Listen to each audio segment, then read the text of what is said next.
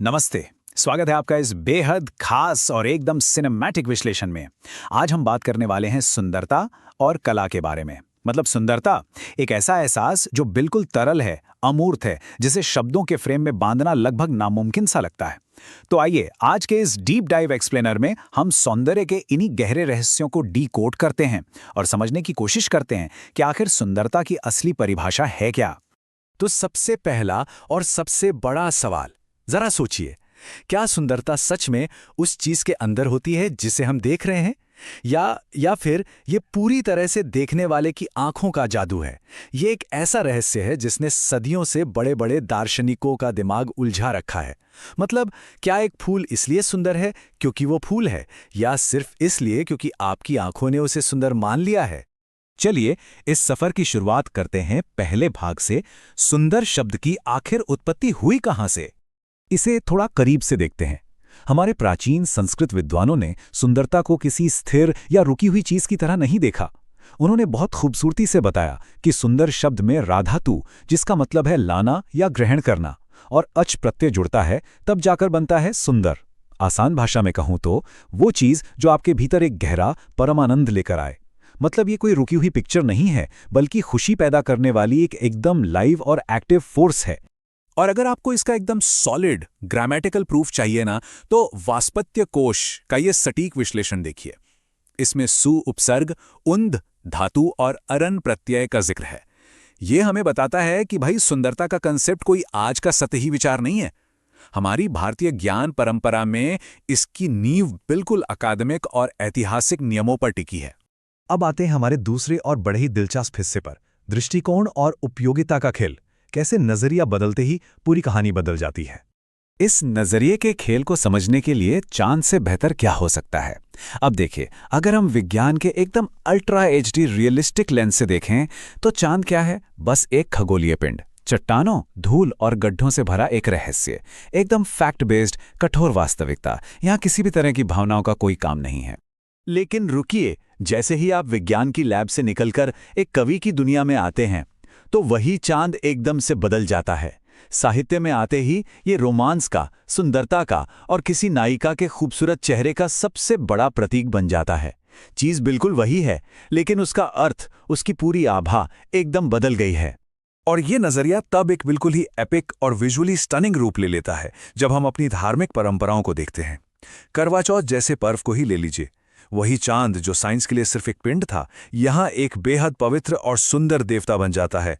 लोग पूरी श्रद्धा से उसकी पूजा करते हैं। है ना कमाल?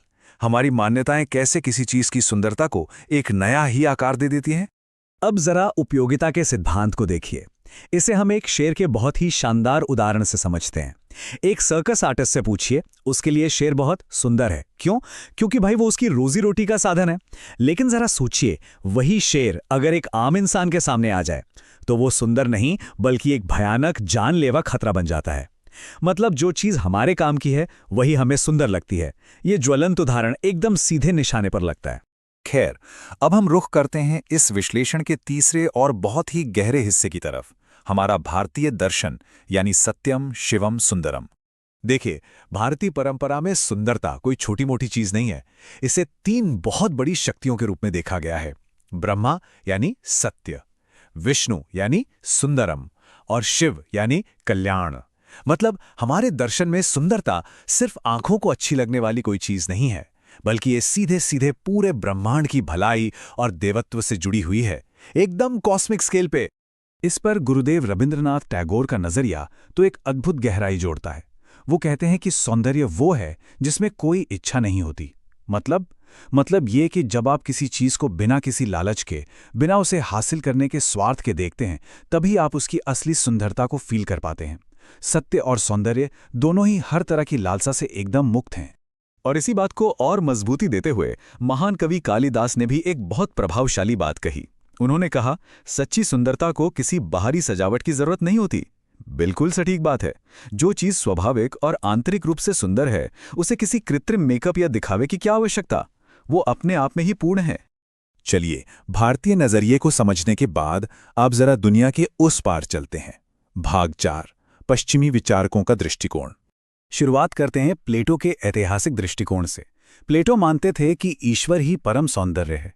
उनके हिसाब से ये जो मानव कलाकार होते हैं ना, ये तो बस एक माध्यम है। जब भी कोई कलाकार कोई मास्टरपीस बनाता है तो वो असल में किसी ईश्वरीय स्वर्गीय सुंदरता से प्रेरित हो रहा होता है जो उसके जरिए बाहर आ रही होती है। इसके बाद आते हैं अलेक्जेंडर बॉमगार्टन, जिन्हें हम सौंदर्य शास्त्र का पिता भी कहते हैं। इनका आइडिया बड़ा ही क्रांतिकारी था। इन्होंने कहा कि सौंदर्य सिर्फ दिमाग की उपज नहीं है, बल्कि ये साइंस ऑफ सेंसिटिव नॉलेज है। यानी ये एक बहुत ही गहरा संवेदी अनुभव है जिसे हमारी इंद्रियों के जरिए महसूस किया जाना चाहिए।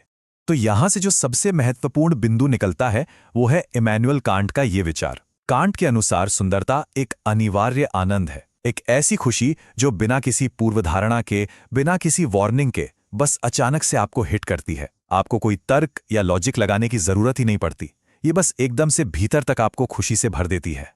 और पश्चिमी विचारों के इस महाकाव्य समान सफर को हम हीगल के साथ समेटते हैं। हीगल का मानना था कि कला और सौंदर्य सिर्फ सुंदर चीजें बनाना नहीं है, बल्कि ये एक आध्यात्मिक सत्य और आदर्श की अभिव्यक्ति है। ये एक जानबूझकर की गई कोशिश है सच्चाई को एक भौतिक और भव्य रूप देने की। अब हम अपने इस सफर के बिल्कुल आखिरी पड़ाव पर आ गए हैं। भाग 5, निष्कर्ष, सौंदर्य के बदलते मापदंड। इतनी सारी बातें करने के बाद एक चीज तो बिल्कुल साफ है कि इंसान का नजरिया लगातार बदलता रहता है और इसे बदलने वाले प्रमुख तत्व हैं हमारी जाति, देश, समय और उपयोगिता। इन सब के हिसाब से सुंदरता की परिभाषा हमेशा शिफ्ट होती रहती है। कोई भी एक सिंगल परिभाषा ऐसी नहीं है जिसे आप हर युग या हर जगह पे फिट कर सकें। अगर हम बिल्कुल निष्पक्ष होकर इन दोनों महान दर्शनों की नींव को एक साथ देखें तो एक तरफ हमारा भारतीय दर्शन है जो पूरी तरह से आत्मा और ब्रह्मांड के कल्याण यानी शिव पर केंद्रित है, और दूसरी तरफ पश्चिमी दर्शन है जो हमारी इंद्रियों के ज्ञान और ईश्वरीय प्रेरणा पर जोर देता है। दोनों ही नजरिए अपनी अपनी जगह पर विशाल हैं, विस्मयकारी हैं, और दोनों से हमें कला को समझने का एक बेहद समृद्ध नजरिया मिलता है। तो जाते जाते आपके लिए एक बहुत ही विचार उत्तेजक सवाल छोड़कर जा रहा हूं। जरा सोचिएगा, अगर सच्ची सुंदरता को किसी बाहरी सजावट की आवश्यकता नहीं है, फिर भी वो हमारे भीतर एक ऐसा आनंद पैदा करती है जिसे हम रोक नहीं सकते, तो क्या वो सुंदरता किसी परम सत्य से बंधी हुई है या फिर हमारी इंद्रियों ने उसे पूरी तरह से स्वतंत्र कर दिया है? टैगोर और कांट के विचारों का ये जो महासंगम है ना, ये हमें इसी शानदार और अनंत रहस्य के साथ छोड़ जाता है। इस पर जरूर विचार कीजिएगा।